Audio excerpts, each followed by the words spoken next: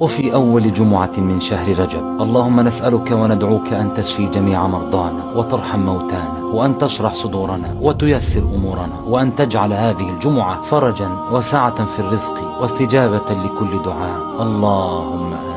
اللهم اجعل أول جمعة من شهر رجب جمعة خير لنا مكفرة للخطايا فاتحة للأرزاق مملوءة بالأجر مصحوبة بالعافية ومختومة بالمغفرة والرحمة.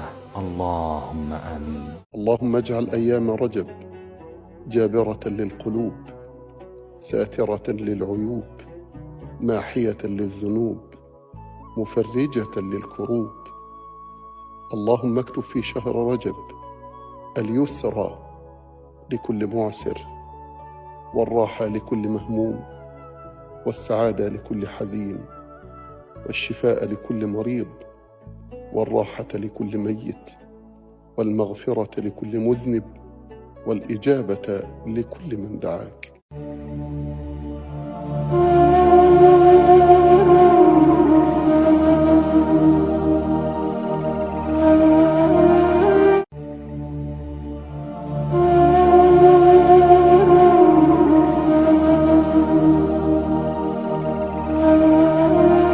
من أعمال شهر رجب: من صام يوما من رجب تباعدت عنه النار مسيرة سنة، ومن صام 3 أيام وجبت له الجنة. من الأذكار المستحبة في شهر رجب أن يقول الإنسان 1000 مرة لا إله إلا الله. في الحديث عن النبي صلى الله عليه وآله وسلم: من قال في رجب لا إله إلا الله 1000 مرة كتب الله له 100,000 حسنة وبنى له 100 مدينة في الجنة. الله أكبر.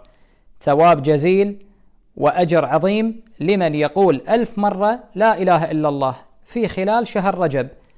عاد أكو ناس يخلصوها بيوم واحد، أكو ناس يقسموها على 10 أيام، أكو ناس يوزعها على شهر رجب.